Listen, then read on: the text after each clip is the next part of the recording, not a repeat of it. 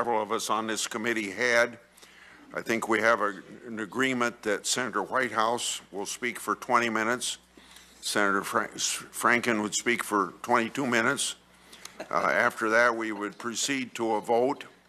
I understand from staff that Senator Crapo said that he doesn't need time this morning, and Senator Sass isn't here, but when Whitehouse gets done, I would call on Senator Sass for 45 seconds. He said he'd like to have.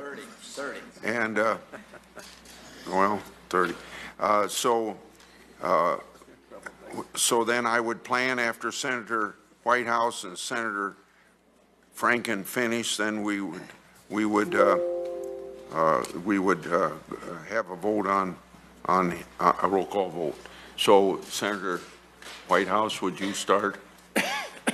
Thank you, Chairman. The Attorney General of the United States holds a vital and somewhat unique position in the federal government, tasked with significant responsibilities that must be executed independently, sometimes even in defiance of the White House's wishes and interests. The Attorney General is tasked with enforcing our laws fairly, justly, and even-handedly, as well as with protecting the civil and constitutional rights of all Americans. The Attorney General does not work for the President so much as for the people, and does not serve the administration so much as the law. I have served in the Department of Justice, and I have felt its esprit de corps and its pride as exemplified when Attorney General Ashcroft resisted White House pressure on warrantless wiretaps. The Department of Justice is well aware of the importance of its independence, and a successful Attorney General must be stalwart in protecting the department from political meddling by the administration or Congress. We need only look back to Attorney General Gonzalez's resignation to recall what can happen when an Attorney General yields to political pressure. The Attorney General also makes policy decisions about where and how to direct the department's $27 billion budget, and when and how to advise Congress to recommend new laws and modify existing policies.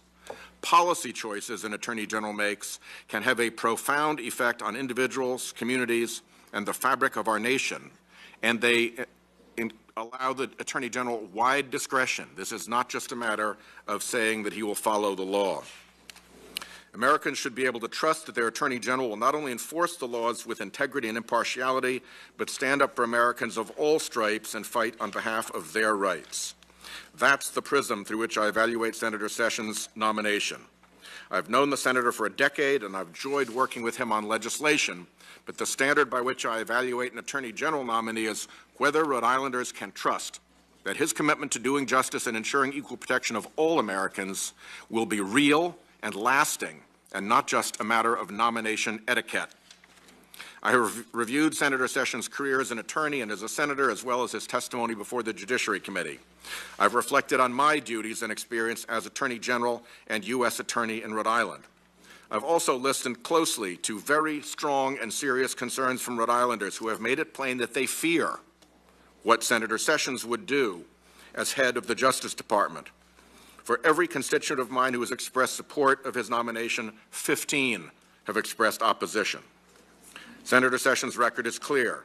He fought against fixing our immigration system as the leading opponent of bipartisan legislation, which, had it passed, would have spared us the current debate over an ineffectual $16 billion wall.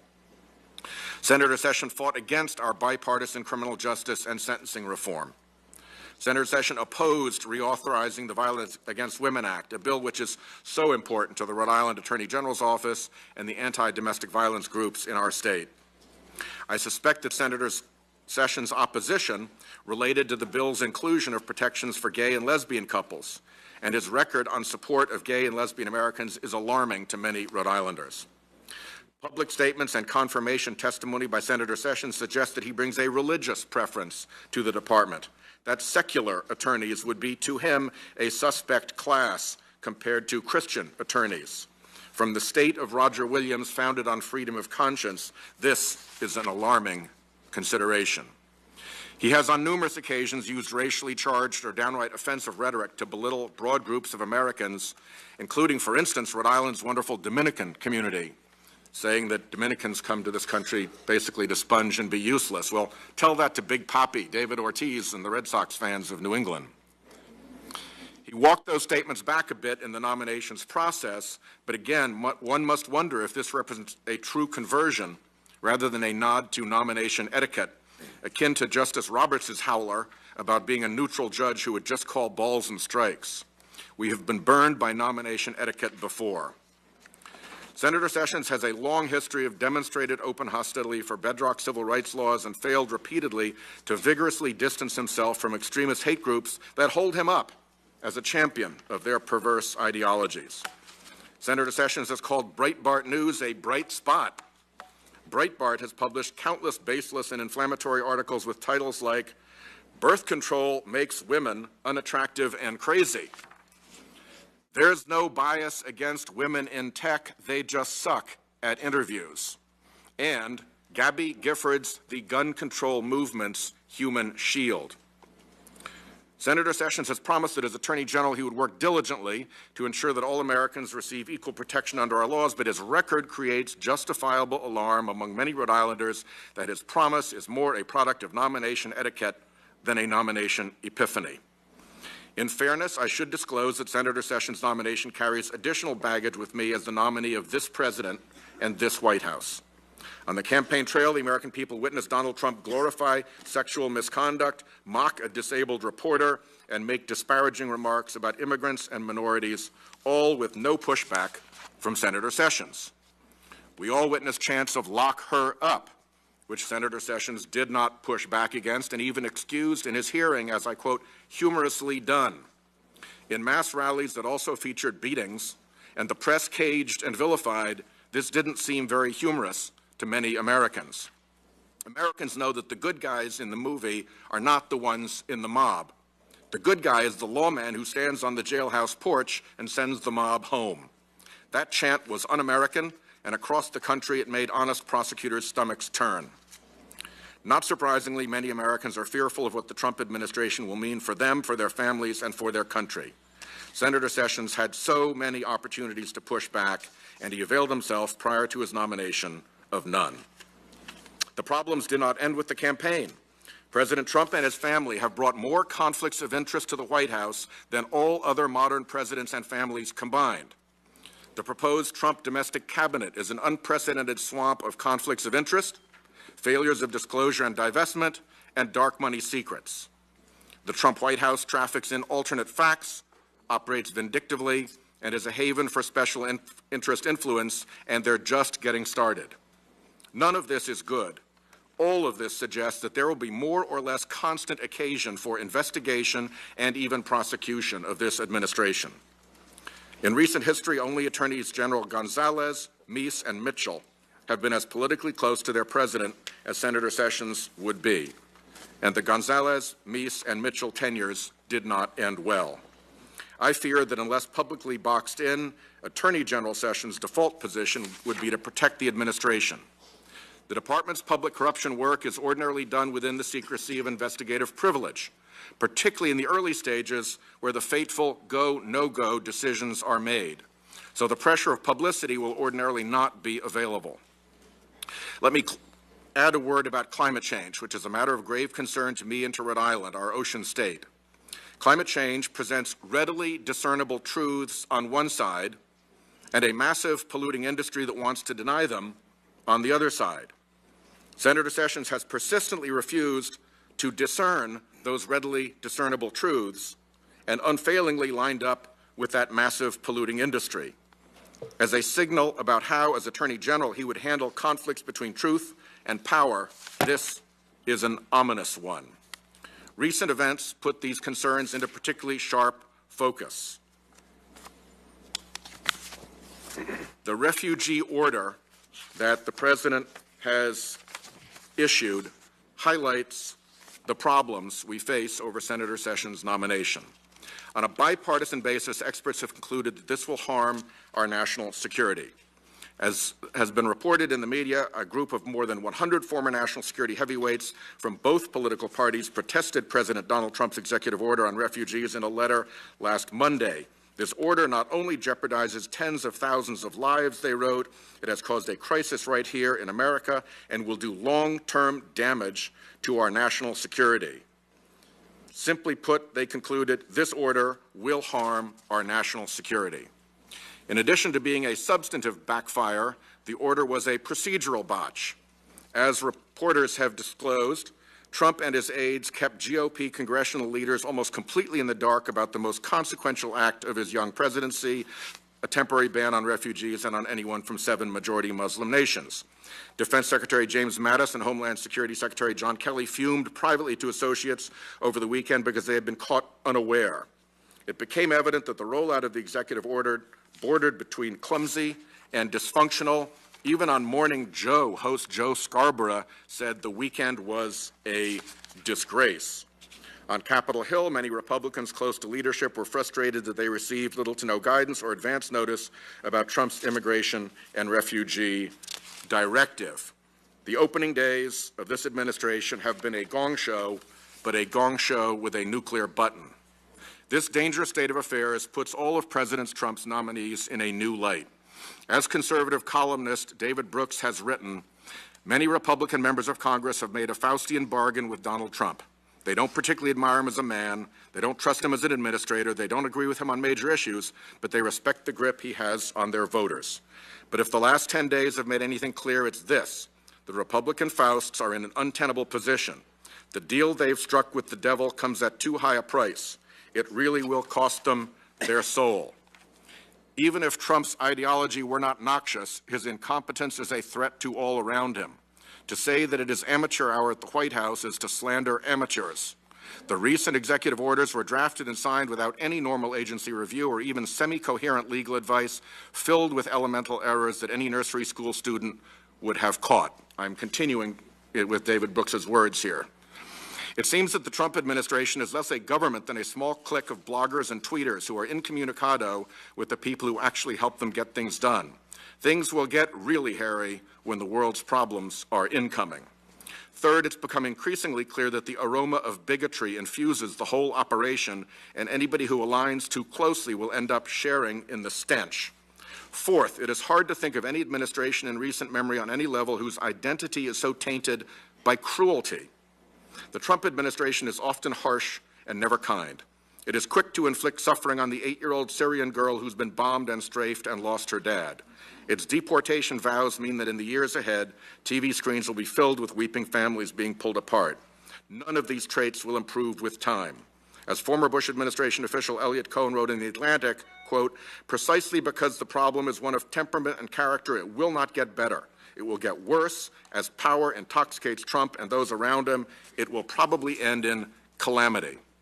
David Brooks concludes, Trump's first 10 days in office have made clear that this is not a normal administration. It is a problem that demands a response. It is a callous, bumbling group that demands either personal loyalty or the axe. With most administrations, you can agree sometimes and disagree other times, but this one is a danger to the party and the nation in its existential nature, and so sooner or later, all will have to choose which side they are on and live forever after with the choice. I ask unanimous consent that the full article be added at the conclusion of my remarks in the record. Without objection, so ordered. So it is increasingly getting to be stand-up time here in Congress. Nominees have to meet a higher standard when a White House traffics in alternative facts, is caught up in conspiracy theories, uses threats and bullying as its means of exercising its will, and is riddled with conflicts of interest. As David Brooks has said, this is not a normal administration. He did not mean this as a compliment. For all of these reasons, I think that we need a more independent Attorney General of the United States than Senator Sessions is likely to be, and I yield back any remaining time. Senator Franken. Thank you, Chairman Grassley, for the opportunity to speak, and I'd like to maybe borrow a minute or two of his time if I run over the 22 minutes. I join my Democratic colleagues in expressing my strong opposition to Senator Sessions' nomination. In my view, it's important that every member of this committee fully understands Senator Sessions' views on matters that he stands to influence as Attorney General. So Once he was nominated, I spent a good deal of time reviewing the information he submitted, his questionnaire, his supporting documents and materials, and the record of his previous confirmation hearing before the committee back in 1986. I know Senator Sessions. We served together since I joined this body and the committee back in 2009. And while I enjoy a good relationship with him and I respect him as a colleague, Senator Sessions and I have very different views about most of the issues that come before this committee, particularly on matters of equal justice. So when I started reviewing his materials, I paid special attention to how he described his work on civil rights. And I noticed some discrepancies in the way he had described his involvement in civil rights cases filed during his time as a U.S. attorney. I asked Senator Sessions about these discrepancies during his hearing. I asked him about his claim that he had filed 20 or 30 desegregation cases, a claim he made in a 2009 interview with the National Review. In response, Senator Sessions said, quote, "The records do not show that there were 20 or 30 actually filed cases." He said of the claim, quote, "The record does not justify it." I then moved on to question him about 4 cases that he listed on his questionnaire, which asked him to list the, quote, 10 most significant litigated matters he personally handled. Among those 10 cases that he listed on his questionnaire were 3 voting rights cases and a desegregation case. Now, that surprised me. And that's because I know Senator Sessions and I know his record on voting rights. He's no champion of voting rights. He called the Voting Rights Act intrusive and complained about states with a history of discrimination being subject to preclearance. But here he seemed to be trumpeting his personal involvement in 3 voting rights cases and 1 school desegregation case. And I guess it just seemed to me that given his previous experience before this committee, and given the concern the civil rights advocates had expressed about his nomination, that perhaps Senator Sessions or the transition team was attempting to revise some of that history and to recast him as a civil rights champion. And as it turns out, that's exactly what was going on. 3 attorneys who worked on 3 of those 4 cases wrote an op-ed stating that Senator Sessions had no substantive involvement in the cases that he listed as being among the top 10 that he had personally handled during his entire career. And 2 of those attorneys also submitted testimony to that effect. One of them, Jerry Hebert, spent 21 years in the Justice Department's Civil Rights Division, during time which he litigated cases in Alabama and met Senator Sessions. Mr. Hebert also provided testimony to this committee in 1986, and much of it served as a basis for Republicans on that committee choosing to reject Senator Sessions' nomination to the federal bench. Now, after I questioned Senator Sessions about his claim of personally handling these 4 civil rights cases, Senator Cruz decided to weigh in on my line of questioning. He said that I had intended to undermine the nominee's character and integrity, and that my questioning was, quote, not backed by the facts. Senator Cruz then proceeded to mischaracterize and attack Mr. Hebert, whom he described as, quote, an individual who testified falsely before this committee. Let's talk about that.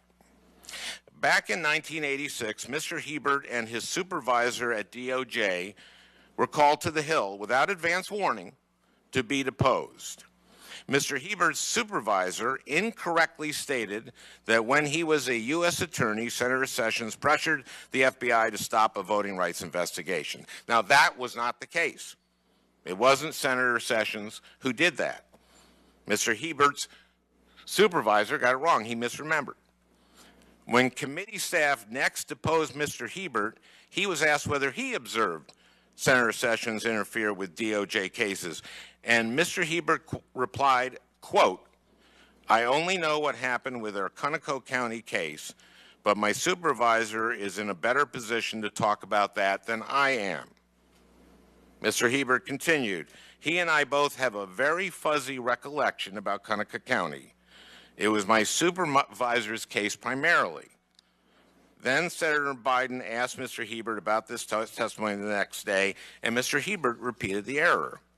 But after they testified, which again happened on very short notice, Mr. Hebert and his supervisor returned to DOJ and pulled the records from the case, from those cases. They themselves discovered their error, and they both immediately filed sworn declarations making clear that they were mistaken and that Senator Sessions did not interfere. It was Senator Sessions' predecessor who had interfered. Mr. Hebert and his supervisor did not recant their testimony. They simply corrected their testimony in writing in advance of the committee's vote on Senator Sessions. In Mr. Hebert's case, that meant he submitted a declaration in which he corrected 3 lines of testimony in what was a 24-page deposition, 3 lines. The rest of the testimony in Mr. Hebert's 24-page deposition was unaffected. But just to be safe, just to make sure that the committee didn't misunderstand the purpose of his declaration, Mr. Hebert made it crystal clear. He wrote, quote, this revelation concerning the non-involvement of Mr. Jefferson Sessions in interfering in any voting rights investigations in the Southern District of Alabama does not affect in any way my other testimony rendered before the Senate Judiciary Committee on March 13, 1986. Mr. Hebert's supervisor, who was the one responsible for originally getting the facts wrong, also testified in person to correct the record. That's what happened. Those are the facts. But when describing this history, Senator Cruz misrepresented what happened. So I'd like to take this opportunity to set the record straight. I object to the senator disparaging a fellow member of the committee here in his absence. I would think well, he should be here, first of all. Secondly, he disparaged me, do it to his face. Let him make his case, and then we'll go back to you. Sure. I object to the senator. We're here to talk about the president's nominee, not a colleague, and I object to disparaging. Don't take this from my time. Disparaging a colleague on this committee, and particularly in the colleague's absence. It's just not, it's untoward and it's inappropriate, and I object. Okay. Can I speak to that? You can speak to it, but I think that we'd be better off if we just let it go at this point. You mean let me continue my speech? Yeah, would you do that, please? I will, thank you. But just to be safe, just to make sure that, okay, I did that paragraph. This is what happened. Those are the facts. But when describing this history, Senator Cruz misrepresented what happened. So I'd like to take this opportunity to set the record straight. I object again. The senator apparently can't get the message from the chairman that this is over the top and inappropriate. I think the senator from Texas doesn't get the message from the chairman. You put the chairman in an awful bad position at this point because I'm not sure that I know where I'm going. I don't disagree with anything Senator Cornyn said, but I'm not sure I want to rule anybody out of order, but could you please leave personalities out of it? Can I explain what I'm doing here? Because Senator Cruz did the very thing that Senator Cornyn is accusing me of doing. In my absence, he misrepresented me. He misrepresented Mr. Hebert. He personally went after me. He personally impugned my integrity. You didn't object then, did you? Okay. I'm not sure I was here, and I'm not sure I agree wasn't with the here characterization. But Let me continue, it would be sir. a decent and honorable thing to do it in the senator's presence and not. Well, get him here, but he'll have a tape of it. Okay. Allow me to read from the hearing transcript. This is Senator Cruz talking to Senator Sessions. And what I'm doing here is I'm clarifying Senator Sessions' record. Proceed. Senator Cruz, now earlier in this hearing, Senator Franken engaged you in a discussion that I think was intended to try to undermine your character and integrity. And in particular, Senator Franken suggested that you had somehow misrepresented your record. It is unfortunate to see members of this body impugn the integrity of a fellow senator with whom we have served for years. It is particularly unfortunate when that attack is not backed up by the facts. Now let's talk about who is trying to impugn the integrity of another senator. This is from Senator Sessions. I would suggest that Senator Cruz was trying to impugn mine. But if you take the time to really examine the evidence, you will see that he's not making his case at all. Instead, he deliberately elides the truth, and this is about Senator Sessions. Let's go back to the transcript. Senator Cruz. Senator Sessions based his attack primarily on an op-ed written by an attorney, Gerald Hebert. There is an irony in relying on Mr. Hebert, because as you well know, in 1986, during your confirmation hearing, Mr. Hebert testified then and attacked you then, making false charges against you. And indeed, I would note, in the 1986 hearing, 2 days later, Mr. Hebert was forced to recant his testimony, to say that he had given false testimony to this committee, and indeed to say, quote, I apologize for any inconvenience caused Mr. Sessions on this committee by my prior testimony. So an individual who has testified falsely once before this committee, his op-ed is now the basis for Senator Franken's attack on you. Let's unpack this. Mr. Hebert was not, quote, forced to recant his testimony. He voluntarily corrected an error that he discovered himself. The committee did not catch him in a lie. He did not try to pull one over on the United States Senate. That's not what happened. As I noted, Mr. Hebert originally testified that he had, quote, a fuzzy recollection about the incident in question. Upon refreshing his recollection, he immediately and voluntarily corrected the record. But if you didn't know better, after listening to Senator Cruz, you would think Mr. Hebert was caught lying and that the entirety of his testimony was discredited. Again, this is just not what happened. Mr. Hebert did what a good lawyer does when he discovers he made a mistake. He forthrightly admitted his error, and he expeditiously corrected the record. But back to the transcript, Senator Cruz. And indeed, the basis of Senator Franken's attack is he claims you were uninvolved in several civil rights cases that were listed on your questionnaire. In 1986, Mr. Hebert testified, this is a quote from him, I have needed Mr. Sessions' help in those cases, and he has provided that help every step of the way. Is that correct? That is what Mr. Hebert testified. Senator Sessions, yes, that is correct. Now, once again, Senator Cruz elides the truth. The 4 civil rights cases that I questioned Senator Sessions about during his hearing, the 4 he claimed that to have personally handled, this is Senator Sessions, the guy we're talking about confirming or not confirming. They were not what Mr. Hebert was talking about in that quote from 1986. Mr. Hebert worked on a number of cases in the Southern District of Alabama, and he was speaking about how he had interacted with Senator Sessions generally. Now, to be clear, Mr. Hebert had explained to this committee that 2 of the 4 civil rights cases that Senator Sessions claimed credit for personally handling are cases that Mr. Hebert litigated himself personally. They were filed before Senator Sessions was the U.S. Attorney, and Senator Sessions was not involved. Nonetheless, Senator Cruz attempted to conflate how Senator Sessions and Mr. Hebert interacted generally with Senator Sessions' quite limited involvement in these civil rights cases. But since Senator Cruz brought up the assistance that Senator Sessions provided to Mr. Hebert, let's talk about that. After Senator Cruz mentioned this 1986 exchange, I called Mr. Hebert about it. And he explained to me that, yes, Senator Sessions did provide assistance. When Mr. Hebert and his team needed to work weekends, Senator Sessions gave him a key to his office. Senator Sessions gave Mr. Hebert permission to assign work to his secretary once. Now, none of the occasions that Mr. Hebert referenced were related to the 4 cases that Senator Sessions listed in his questionnaire. But regardless, what Senator Sessions didn't do, to be clear, was personally handle any of the cases Mr. Hebert fired, that he filed. So let's be clear about what happened here. Senator Cruz suggested that Mr. Hebert's correction rendered the remainder of his 1986 testimony unreliable. And he suggested that Mr. Hebert knew it was false at the time he provided it. As I've explained, that's simply not true.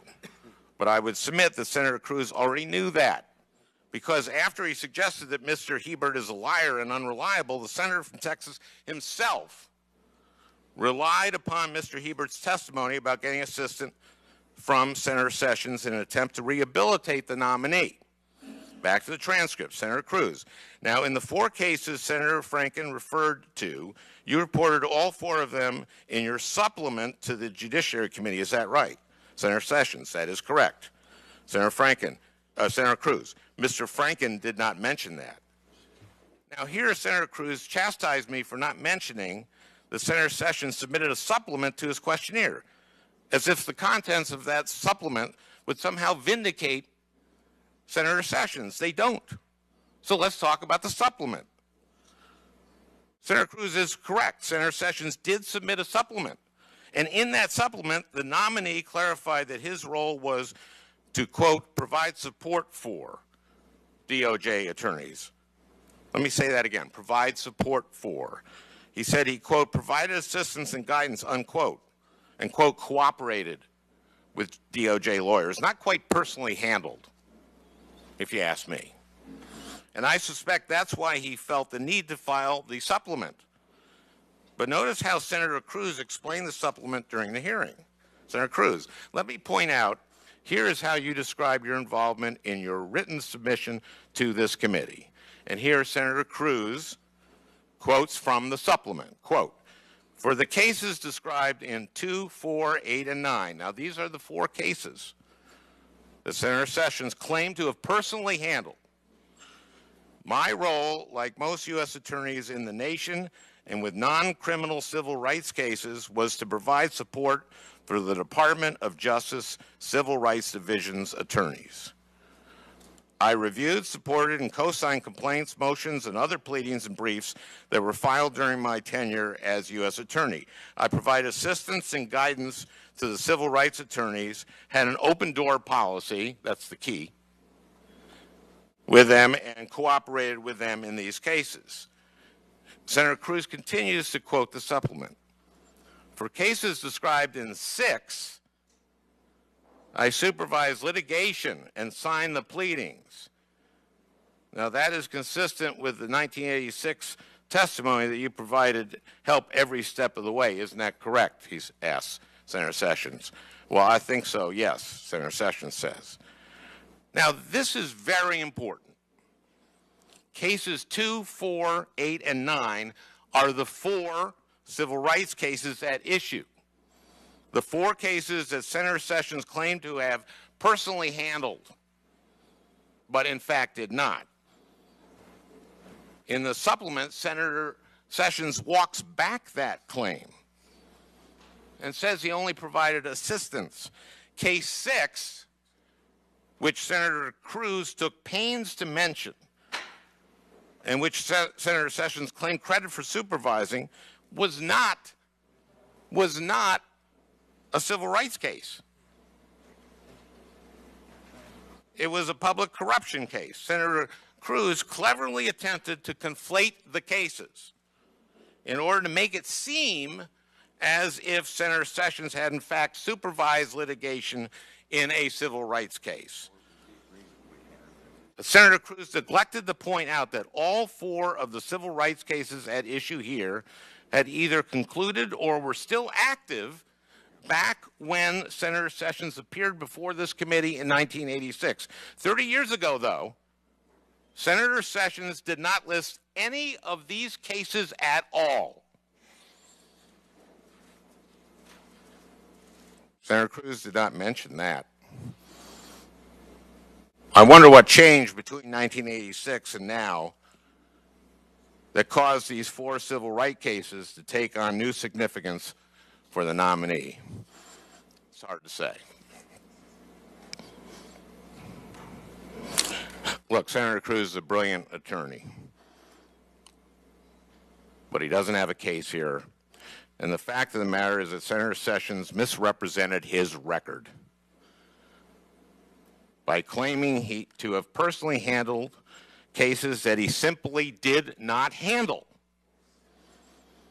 And the supplement he filed doesn't explain that misrepresentation away. It lays it bare for all to see. Senator Sessions would not have tolerated that kind of misrepresentation from a nominee before this committee. And none of us should either.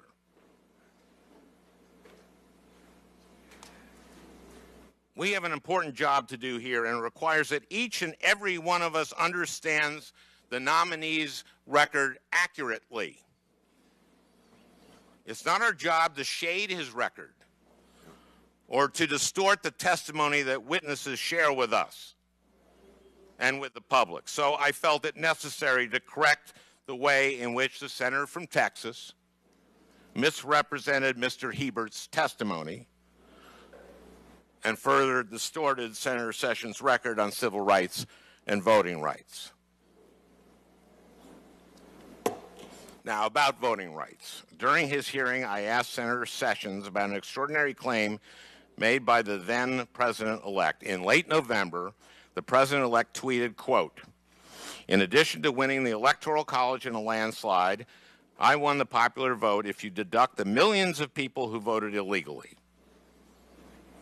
Let me repeat that. The millions of people who voted illegally. Now let's pause for a fact check.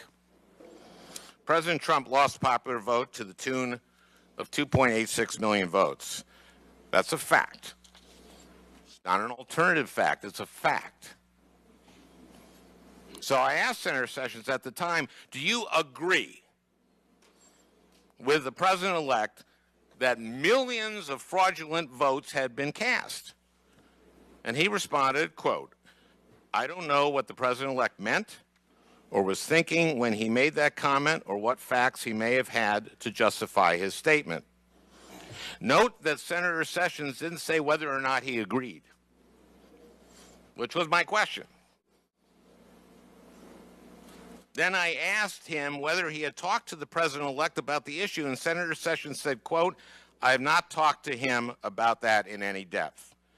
Now, the Department of Justice, under the Attorney General's leadership and direction, is tasked with protecting the right to vote and with prosecuting fraud. So it seems unusual to me that the president-elect would make such a bold claim asserting that a fraud of truly epic proportions had occurred and that he wouldn't bother to discuss it with the guy he appointed to be the nation's top cop. But that didn't seem to bother Senator Sessions. I know you're looking at the time, but I was interrupted, and I would like to finish my remarks as everyone else here got to yesterday. There's only a few pages remaining. Proceed. Thank you, Mr. Chairman. And I don't suppose this should come as a surprise, because another thing that didn't seem to bother Senator Sessions was the speed to which states previously covered by the Voting Rights Act moved to restrict voting rights after the Supreme Court's disastrous Shelby County decision. He and I discussed this at the hearing. The reason I brought it up is that claims of bogus voter fraud are routinely used to justify voter suppression. Claims of apocryphal fraud are what states point to when they pass restrictive laws. So understanding Senator Sessions' views on voting rights and understanding how he responded to the president-elect's outrageous claims of fraud, it's important as we try to figure out whether he is capable of protecting people's right to vote as Attorney General, to get his opinions on how people's right to vote. Senator Sessions has long been a critic of the Voting Rights Act. He voted to reauthorize the Voting Rights Act back in 2006, but every senator did. But when the Senate debated that reauthorization bill, Senator Sessions said that there is, quote, little present-day evidence, unquote, of states restricting access to the ballot box. He said the Voting Rights Act, quote, eliminated that discrimination. He complained that the Act's pre-clearance requirement unfairly targeted certain states. And he later celebrated the Shelby County decision, which gutted the Voting Rights Act. Now, when I questioned him about that during his hearing, when I pointed out that after Shelby County, states moved quickly to enact restrictions, he didn't seem concerned. Now, we discussed North Carolina, which enacted restrictions that the Fourth Circuit eventually described and overturned. They described it as targeting African Americans with, quote, almost surgical precision, and which prevented African American people from voting in the 2014 election. But all Senator Sessions managed to say was, quote, every election needs to be managed closely, and we need to ensure that there is integrity in it, and I do believe we regularly have fraudulent activities occur during election cycles. Senator Sessions believes we regularly have fraudulent activities during our election cycles. That might explain why he didn't talk with the president-elect in any depth about his claim that millions of fraudulent votes were cast. Senator Sessions perhaps didn't find it alarming because he believes there's a kernel of truth in that claim, but there is not. That claim has been fact-checked to death. Nearly 138 million votes were cast in the 2016 election. State officials found virtually no credible reports of fraud and no sign whatsoever of widespread fraud. In 2014, a comprehensive study examined elections over 14 years, during which time more than 1 billion ballots were cast, and found just 31 incidents of in-person voter fraud. But last week, after obsessing about how many people attended his inauguration, President Trump again claimed that he lost the popular vote because millions of undocumented immigrants cast illegal votes. Only this time, the president got more specific. It wasn't just millions of illegal votes. This time, he said it was somewhere between 3 million and 5 million fraudulent votes. I wonder how he came up with 3 million illegal votes. I wonder if it could have anything to do with the fact that he lost by 2.86 million votes. This is beyond outrageous. This is profoundly disturbing. The president went on to repeat this lie on Twitter and on television before calling for a, quote, major investigation into voter fraud, including those registered to vote in 2 states, those who are illegal and even those registered to vote who are dead. Depending on the results, we will strengthen up voting procedures, he said. Now, President Trump tweeted that before he knew that among those registered to vote in 2 states are his chief strategist, Steve Bannon, his press secretary, Sean Spicer, his nominee for Treasury Secretary, Steve Mnuchin, his daughter, Tiffany Trump, and his son-in-law, Jared Kushner. Nonetheless, Speed it up, please. okay. Nonetheless, President Trump later announced that he would sign an executive order related to voter fraud. This raises serious concerns. And before the members of this committee vote on Senator Sessions' nomination, we deserve to know whether the president intends for the Attorney General or the Justice Department to lead this investigation. When the President of the United States lies about the existence of massive widespread fraud, it's the job of the Attorney General to call him out on it. The Attorney General has an obligation to tell it like it is. Senator Sessions may have said it best himself. When Sally Yates was nominated to be Deputy Attorney General, Senator Sessions questioned her during her confirmation hearing. He said, and I quote, "You have to watch out because people will be asking you to do things, and you'll just need to say no." Do you think the Attorney General has a responsibility to say no to the President if he asks for something that's improper? A lot of people have defended the Lynch nomination, for example, by saying, well, he appoints somebody who's going to execute his views. What's wrong with that? But if the views the President wants to execute are unlawful, should the Attorney General or the Deputy Attorney General say no? Last page. Ms. Yates responded, quote, "Senator, I believe that the Attorney General or the Deputy Attorney General has an obligation to follow the law and the Constitution and to give their independent legal advice to the President." And as everyone here should agree, that's exactly what Ms. Yates did Monday night, whether you agree with it or not. This nation owes her a debt of gratitude. But Chairman Grassley, Senator Sessions has not demonstrated that he is capable of fulfilling the same obligation. Before this committee votes to advance this nomination, it's important that we know whether Senator Sessions is able or willing to separate fact from fiction and speak truth to power. I am not confident that he is, and I will be voting against him, and I want to thank the chairman for his indulgence. You went over 8 minutes, and Senator Cornyn didn't take 8 minutes to state his position. Senator Sass, you've got 45 seconds. Please don't take 1 second more. Would you mind using the microphone? In the interest of getting to the vote, I'll submit my statement for the record. Thank you, Chairman. Okay. The clerk will call the roll. Mr. Hatch. Aye. Mr. Graham. Aye. Mr. Cornyn. Aye. Mr. Lee. Aye.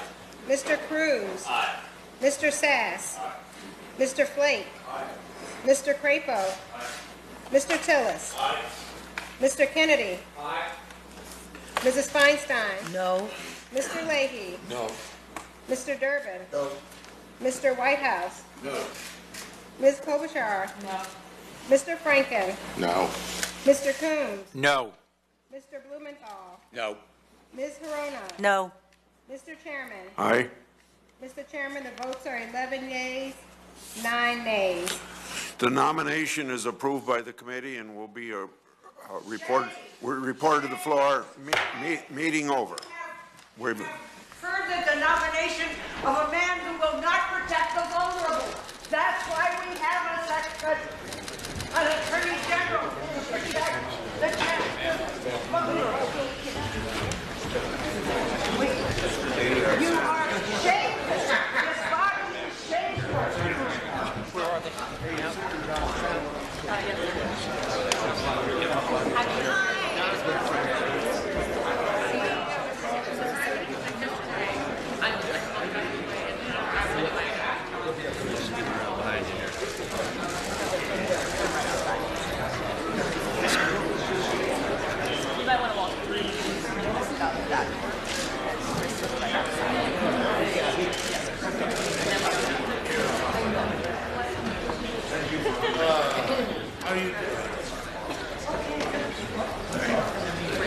Sad day for American justice.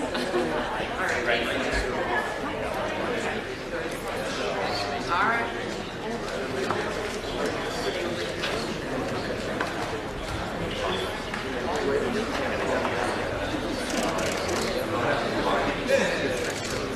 Senator Cruz, we're very sorry.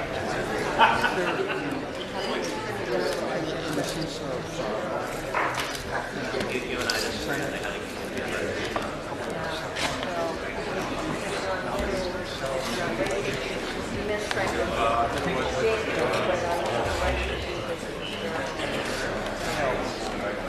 We have a disagreement.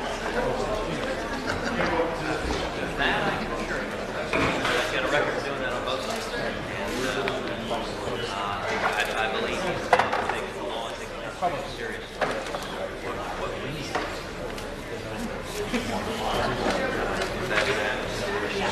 that is this committee.